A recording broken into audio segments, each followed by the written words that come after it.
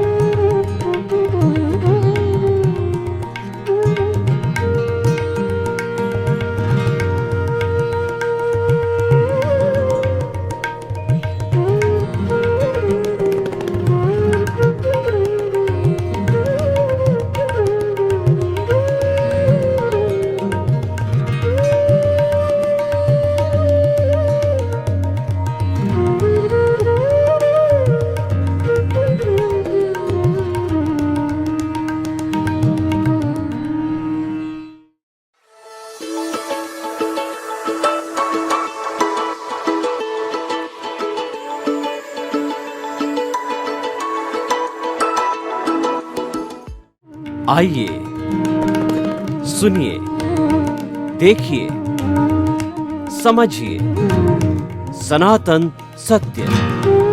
जैसी दृष्टि वैसी सृष्टि, दृष्टि विज्ञान, कुदरत, कुदरती रचना एवं कुदरत के कानून से शाश्वत सुख की प्राप्ति।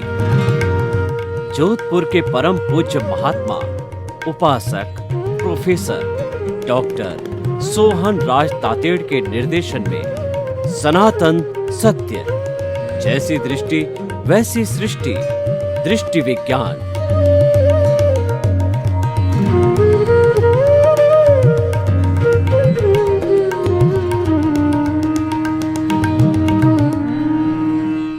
भाई और बहनों, मातृशक्ति को नमन। स्टूडियो में आपका हार्दिक स्वागत है, अभिनंदन है, सत्कार है। आत्मविज्ञान कार्यक्रम के तहत हमारे केंद्र में आत्मा है। हम हर एपिसोड में आत्मा की बात करते हैं। आत्मा क्या है, शरीर क्या है, ये दोनों क्यों जुड़े, इन जुड़ने का कारण क्या है और दोनों को मुक्त करने का कारण क्या है।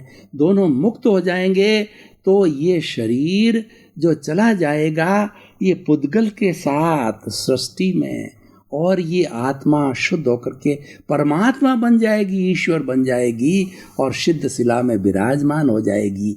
ये हमारा लक्ष्य है।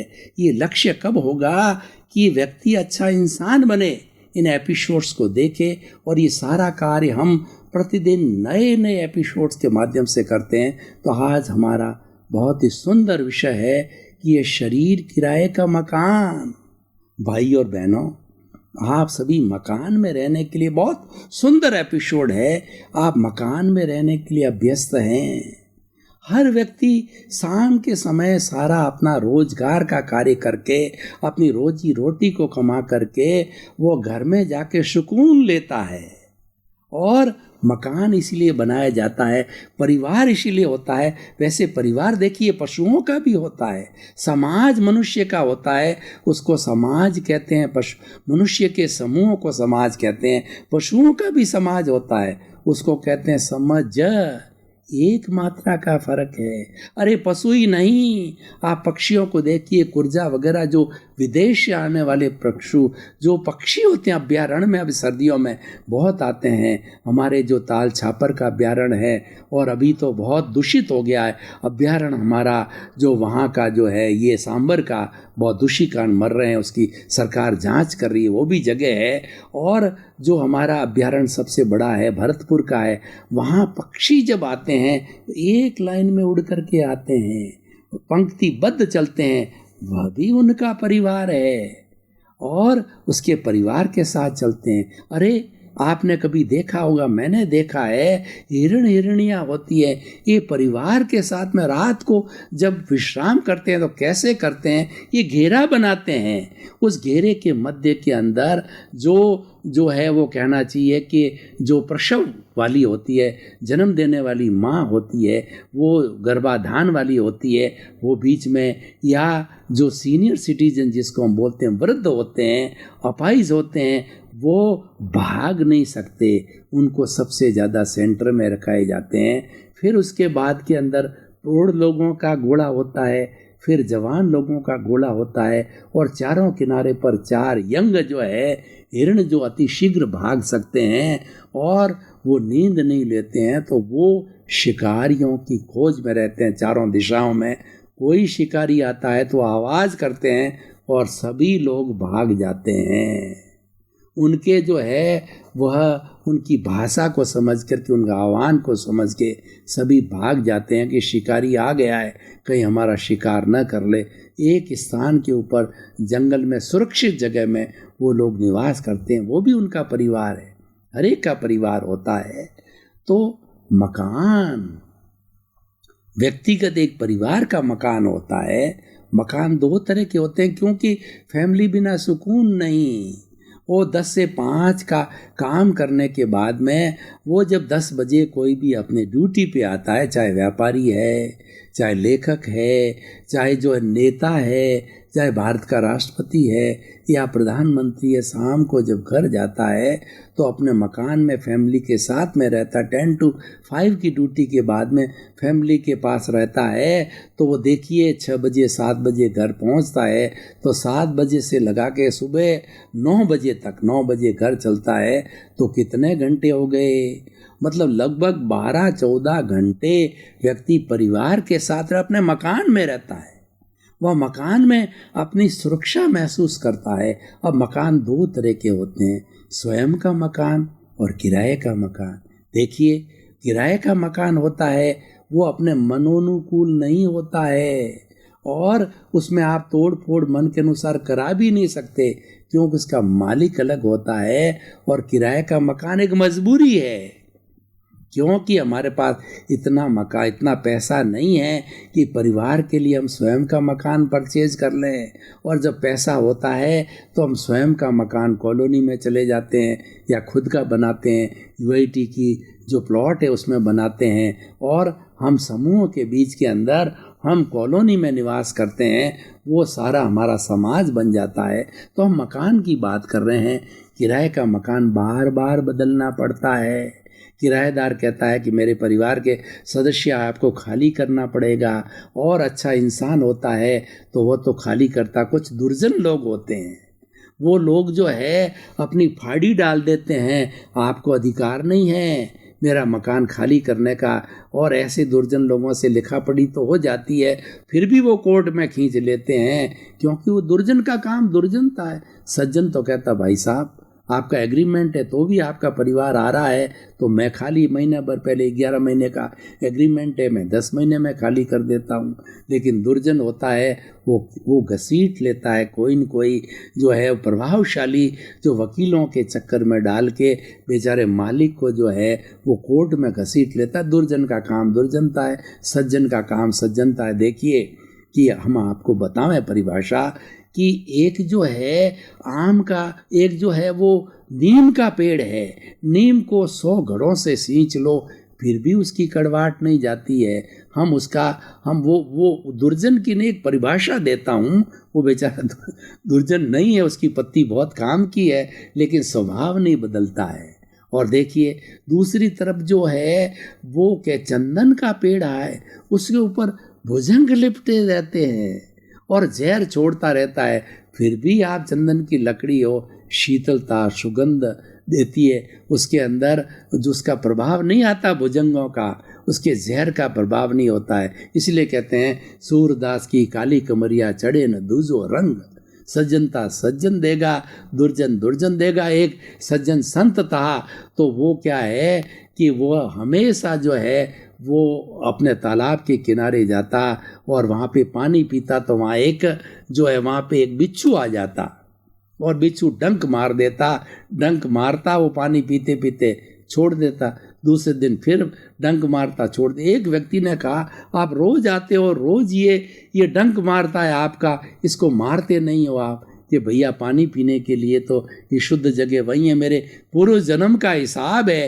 ये रोज आता है, मैं मेरी सज्जनता नहीं छोड़ता, ये अपनी दुर्जनता नहीं छोड़ता, ये हमारा हिसाब है इसलिए आता, हर एक के नहीं जाता है, ये हिसाब मुझे भुगता करना पड़ेगा, मुझे कर्मों को काटना पड़ेगा, लेकिन ये इसकी दुर्जनता है, मेरी सज्जनता है, ये दुर्जनता नहीं छोड़ता, मैं सज्जनता नहीं छोड़ता।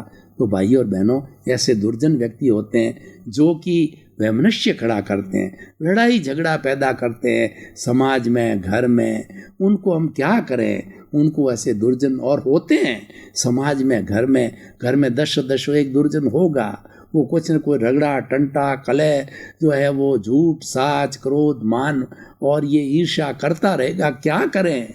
उसके कर्म ही ऐसे हैं, उसको निभाना पड़ता है।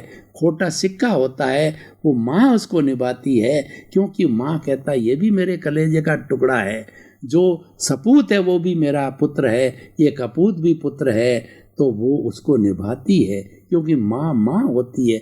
माँ सबके साथ में एक सी भावना रखती है, चाहे सपूत हो, चाहे कपूत हो, चाहे खोटा सिक्का हो, चाहे असली सिक्का हो। तो भाई और बहनों हम बात कर रहे थे, अब मैं पॉइंट पे आता हूँ, किराए का मकान। क्या आपने चिंतन किया कि ये मेरा शरीर है वो किराए का मकान है? क्या आपने कभी सोचा किराए का कैसे है कि जैसे किराए का छोड़ना पड़ता है, इसका आयुष्य आया, 1 सेकंड भी इस शरीर को ज़्यादा नहीं रख पाओगे, तुरंत ही प्रभु निकल जाएगा, हंसा उड़ जाएगा, आप अलग, प्रभु तो जाकर के दूसरे शरीर के अंदर, जैसे कॉजेज जो है आपने डाले हैं, वो नए कॉजेज जो है वो भाव कर्म अगले जन्म में, प्रभु तो बेचारा क्या करे, बंधा हुआ है। प्रभु ने एविडेंस दे दी, प्रभु मुक्त होना चाहते हैं, और वो कब मुक्त होंगे? प्रभु लाचार है, वो क्या करे? वो मानव तन जो ज्ञानी हो जाता है, प्रभु बहुत प्रसन्न होते हैं, अब मेरे को मुक्त कराएगा। और वो किराए के मकान को समझने वाला व्यक्ति प्रभु को मुक्त कराएगा, इसलिए प्रभु उससे खुश रहते हैं। तो आप चिंतन करिए, ये शरीर है किराए का है, एक दिन छोड़ना, घर का नहीं है। घर का मकान कौन सा है? घर का मकान आप और प्रभु एक हो जाइए। ये तन है, प्रभु में विलीन हो जावे, आप ज्ञानी बन जाइए। आप जो ही ज्ञानी बनोगे तो आप इस किराए के मकान को समझोगे कि किराए का मकान है, वह इस मेरे पूर्व जन्म के किए गए कर्मों को भुगतने के लिए मिला है और वो मुझे करना पड़ेगा। वो कौन करेगी? कुदरत करेगी।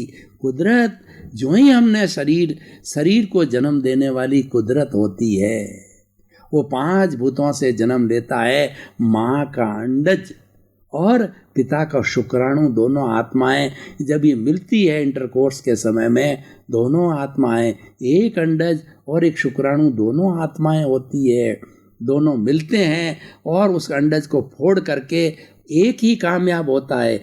एक समय में जब इंटरकोर्स किया जाता है तो 9 लाख आत्माएं, वो प्राणी हैं, शुक्राणु निकलते हैं। अंडज को फोड़ने वाला एक ही सक्सेसफुल होता है और एक जब भीतर घुस जाता है उस अंडज को फोड़ करके वो अंडज बंद हो जाता, दूसरे को वह अलाउ नहीं करती, सारे मर जाते हैं। 9 लाख -1 मर जाते हैं और वो भीतर जा कर के अंडज और शुक्राणु मिल कर के एक तीसरी आत्मा को जन्म देते हैं, जिसको एम्ब्रियो कहते हैं।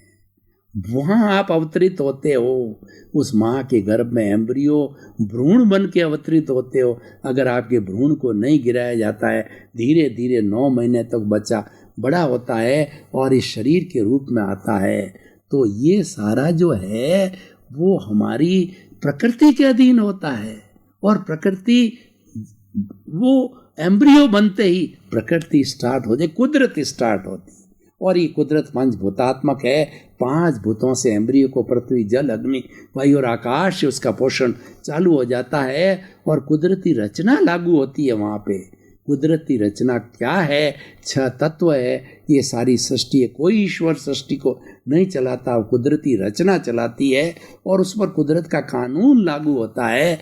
वो कानून क्या है कि जैसा ये आत्मा पूर्व जन्म के कॉजेज डाल के लाया है और जन्म लेकर के मृत्यु तक वह संजोग जुटाती है, और अगर वो ज्ञानी पुरुष है तो ये भीतर बैठा प्रभु है, वो बहुत खुश हो जाता है। और ये जो खुद का मकान है उसकी पहचान करो। अरे किराए का मकान तो नाशवान है। 99% लोग किराए के मकान में रह कर के राम नाम सत हो जाते हैं, क्योंकि वो ज्ञानी हैं, वो जीवात्मा हैं और किसी ज्ञानी पुरुष का मिलना हो जाता है। दादा भगवान जैसे ज्ञानी पुरुष, बड़े बड़े आचार्य जैसे ज्ञानी पुरुष, वो क्या करते हैं? वो आपका पुण्योदय पीछे से लेके आते हैं, वो भी आपका प्रारब्ध होता है और आप छोटे जन्म के अंदर एक अच्छे आचार्य के हाथ से दीक्षित होके साधु बन जाते हैं। या दादा भगवान जैसे के पास में आप जो है मनुष्य जीवन श्रावक रहते हो, गृहस्थी रहते हुए भी जाते हो, तो वो क्या करते हैं? कालबेलिया क्या करता है कि कालबेलिया जो है सर्प को पुंगी पे नचाता है, उसका धंधा है, उसका प्रारब्ध है कालबेलिए का, तो उसको नचाता है। उसको ज्ञान है, वो बड़ा सर्जन है, उसको यहाँ से गर्दन से पकड़ करके और उसकी जो जहर की थैली है उसको काट करके फेंक देता है और शल्य चिकित्सा करने का वो बहुत बड़ा सर्जन है कालबेलिया। चिकित्सा करके उसको जीवित रखता है। फिर क्या करता है कि तुम भलाई नाच, वो सर्प रूपी जहर की थैली चल गई, नाम मात्र का नाग है, अपने पिटारे में बंद रखता है और लोगों के सामने वो उसको खोलता है। लोग डरते हैं, पैसे डालते हैं और वो अपने हाथ में भी डसा करके लोग देखते हैं जादू करता है, और वो पूरी जीवन भर की जीविका उस नाग से, नागिन से, अगर इस तरीके से जहर की थैली काट के, वो घर में किसी को नहीं काटते, वो पैक ही रहते हैं, उनको भी वो भी उनको दूध पिलाते हैं, उनको जिंदा रखता है, क्योंकि उसके जो जीविका का वो साधन है। तो देखिए भाई और बहनों, ज्ञानी पुरुष यही करते हैं। ज्ञानी पुरुष दादा भगवान जैसे, वो कहते हैं, वो चीरा फाड़ा करते हैं, ले तेरा ये राग द्वेष, ये थैली फेंक करके हमको जो है वह क्या करते हैं, अंतरात्मा बना देते हैं। हमारा पुनर्जन्म कर देते हैं और पुनर्जन्म करके वो कहते हैं कि तेरा राग द्वेष जो चार्ज था वो मैंने फेंक दिया, और जो तेरे भीतर जमा हुआ है जन्म जन्मांतर का वो मेरे हाथ में नहीं है, वो तो तुझे भोगना ही पड़ेगा। ये कुदरत का कानून है और ये कुदरत की रचना, ये कुदरत है, वह मैं कुछ नहीं कर सकता। तो वह बर्फ़ की शिला की तरह वह पिघलता रहता है, वो डिस्चार्ज रूप में। और ऐसा ज्ञान लिया हुआ व्यक्ति जो है वह फिर चार्जिंग समाप्त हो जाता है। हर बार उसकी जो प्रतिष्ठित आत्मा है वो डिस्चार्ज फॉर्म में रहती है। इस जन्म में रहेगी ज्ञान लिया हुआ व्यक्ति, वो डिस्चार्ज होता रहेगा। वो कहने को तो चार्जिंग होगी कि इस जन्म में चार्ज किया है, लेकिन इधर वाली जो है वो फुफकारने वाला नाग नहीं होगा, वो सीमित होगा, क्योंकि भुगतान आपका बर्फ की शिला की तरह जन्म जन्मांतर का पड़ा है। आपके भाव बनेंगे लेकिन अहितकारी भाव नहीं बनेंगे।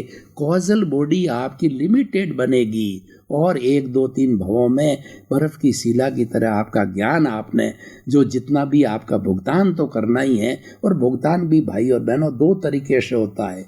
एक जो शरीर के अंदर वो भुगतान होता है, शरीर को एहसास कराता है, सुख दुख की अनुभूति कराता है। एक भुगतान होता है आत्म प्रदेशम होता है। इससे जुड़ा हुआ मैं आपको बताता हूँ कि आत्म प्रदेशम भुगतान कैसे होता है। भगवान महावीर की साधना, 12.5 वर्ष की साधना, जब भगवान ने, जो महावीर ने, उनको तीर्थंकर होना ये अवश्यंभावी था, ये कुदरत था, कुदरत की रचना थी, कुदरत का कानून था, क्योंकि वो तीर्थंकर जन्म का आयुष्य लेकर के आए थे, तीर्थंकर गोत्र का बंधन करके आए थे। माँ के पेट के अंदर उनको 3 ज्ञान मिले, मति श्रुत और अवधि ज्ञान से वो सब देखते थे। माँ का एक बार हलन चलन किया, लगा कि माँ को दुख हो रहा है, रोक दिया तो माँ दुखी हो गई और जितना भी वाद्य यंत्र बज रहे थे बंद करा दिए गए। फिर देखा रे माँ तो दुखी हो गई, मैंने तो इसके सुख के लिए हलन चलन किया कि माँ ने देखा मेरा गर्भ हिल रहा है, खुशी, उन्होंने संकल्प किया कि माँ बाप के रहते मैं दीक्षा नहीं लूँगा। और जब उन्होंने दीक्षा ली 30 वर्ष की उम्र के अंदर, 28 साल तो माँ बाप गुजरे तब और 2 साल भाई की वजह से रुके, तो उन्होंने उनको उस वक्त में मति जो है वो मति श्रुत और अवधि मनोपरो ज्ञान, हर तीर्थंकर को दीक्षा लेते ही चौथा ज्ञान मनोपरो ज्ञान होता है। दूसरे के लोगों के भावों की स्टडी करने लग जाते हैं, पौद्गलिक भावों की। तो मैं क्या कह रहा था कि वो आत्मा में भुगतान कैसे होता है।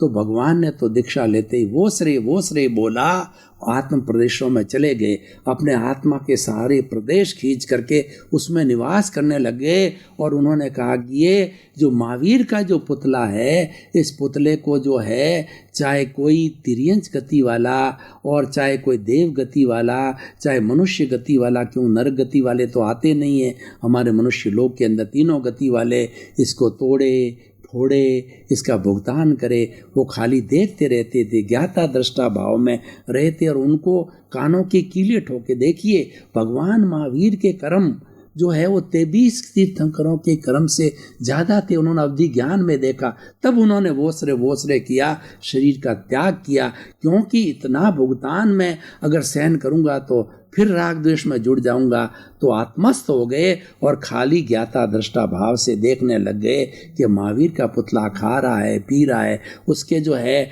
उसके पैरों के ऊपर हांडी से लोगों ने जो है पैरों को जो चूल्हा बनाया है, कानों में कीले ठोके जा रहे हैं और जो है वो सर्प जो उसको डस रहा है, लोग गालियां दे रहे हैं, लोग उसको जो है वो प्रताड़ित कर रहे हैं, तो उनको कोई अनुभव नहीं हुआ। सारा 12.5 वर्ष की तपस्या आत्म प्रदेशों में भोग ली गई, क्योंकि शरीर तो इतना भोग नहीं पाता, शरीर को हटा दिया तो आत्म प्रदेशों में भुगतान होता है। तो भाई और बहनों, इस तरह और भी आत्म प्रदेशों के बहुत जो है वो बात है। हम बात मूल अपने विषय की बात करते हैं। ये किराए का मकान है, ये सोचिए। और ये सोच कब डेवलप होती है? ज्ञान लेने के बाद। अंतर आत्मा वाला हर वक्त चिंतन करता है ये किराए का मकान है, तो और ये जो कुछ भी पुतला कर रहा है ये तो पीछे से लेके आया हूँ और मुझे इस पर कोई प्रतिक्रिया नहीं करनी, उसको एज इट इज़ भुगतना पड़ेगा। चाहे आत्म प्रदेशों में भोगे, कैंसर का बीमार हो जाता है व्यक्ति अगर ये शरीर, तो वह ज्ञानी पुरुष जो है वह क्या करता है, वो प्रभु भक्ति में लग जाता है, वो ज्ञाता दृष्टा भाव में चला जाता है कि मेरी तो ये विशुद्ध आत्मा, मेरा घर है, ये किराए का घर है। वो अपने घर में चला जाता है कि और आत्मा के साथ विलीन हो जाता है। आत्मा ज्ञाता है, आत्मा दृष्टा है, मेरी आत्मा मेरा घर है, वो जानने वाला है, देखने वाला है, वो अनंत सुख का धाम है, उसका मैं सदस्य हूँ और उसके साथ मेरे प्रज्ञा रहती है, संभाव रहता है, संवर रहता है और मैं मेरे घर में चला गया हूँ। ये टूटे तो टूटे, फूटे तो फूटे और ये अपना करे। और देखिए कैंसर का जो बहुत बड़ा व्यक्ति होता है, इतना सहन नहीं कर पाता है, तब उसके सामने भगवान की धुन लगा दी जाती है, टेप चलती रहती है 10 घंटा 12 घंटा, उसको नींद आ जाती है। तो देखिए कि टेप लगने के पहले भी वो जो है वो इस दर्द को जो दीमक खा रही थी, जो कैंसरियस सेल्स उसको दीमक खा रही थी, तो जितनी वो उसको कष्ट की अनुभूति कर रहा था, तो कर्म तो लागू थे, लेकिन वह भगवान के धुन में अपने ज्ञाता दृष्टा में जाने के कारण, उसको टेप को सुनने के कारण इतना वो लवलीन हो गया कि वो सारा जो भुगतान हो रहा है कर्मों का, आत्म प्रदेशों में हो रहा, भुगत रहा है।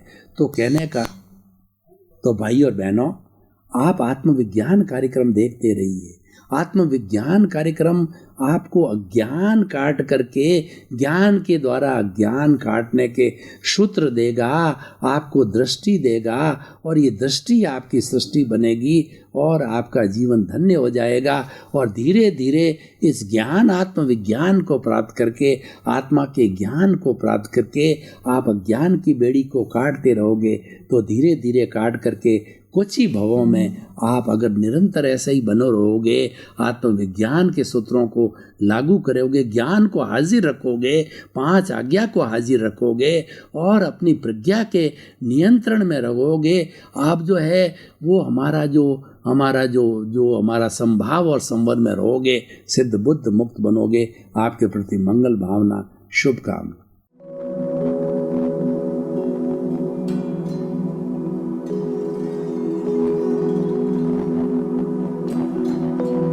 एक ऐसा अंतर्राष्ट्रीय ख्याति प्राप्त मानव जो गुरु प्रेरणा से पिछले 20 वर्षों से वानप्रस्थ जीवन जीते हुए 24 घंटे मानवता की सेवा में संलग्न है। एक ऐसा मानव जो अभी राष्ट्रीय, अंतर्राष्ट्रीय टीवी चैनलों पर 7,500 एपिसोड के माध्यम से सनातन सत्य, आत्मविज्ञान एवं पुनरुत्थान व्यवहार एवं निश्चय जगत के जीवनोपयोगी विषयों पर हृदय स्पर्शी प्रवचन कर चुका है। उस मानव का नाम है महात्मा उपासक प्रोफेसर डॉक्टर सोहन राज तातेड़। प्रोफेसर तातेड़ द्वारा योग, दर्शन, शिक्षा विषयों पर रचित पीएचडी स्तर के 250 शोध ग्रंथ भारत के 100 प्रतिष्ठित विश्वविद्यालयों में शोधार्थी पढ़ रहे हैं तथा वे सभी शोध ग्रंथ वहां की सेंट्रल लाइब्रेरियों में उपलब्ध हैं।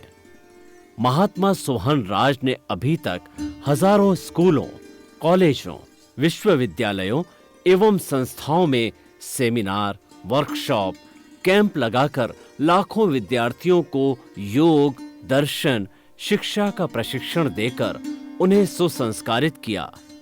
डॉक्टर तातेड़ ने भारतीय संस्कृति उत्थान के 4000 से अधिक समसामयिक विषयों पर आर्टिकल लिखकर ऑनलाइन जर्नल, पत्रिकाओं, वेबसाइट्स पर प्रकाशित किया, जिसका उपयोग लाखों पाठक कर रहे हैं। उपासक तातेड़ के 5000 से अधिक आज का सुविचार, आज का शुभ संदेश, आज का मंगल भावना योग आदि चिंतन websites, Twitter, blogger, Facebook, YouTube माध्यमों से लाखों लोग अपना जीवन निर्माण कर रहे हैं। मानवता के मसीहा ऐसे महामानव महात्मा सोहन राज तातेड़ के प्रोफाइल को अभी तक विश्व के 20 लाख दर्शक यूट्यूब पर, 12 लाख गूगल पर एवं लाखों दर्शक फेसबुक, ब्लॉगर, ट्विटर और इंस्टाग्राम पर देख चुके हैं।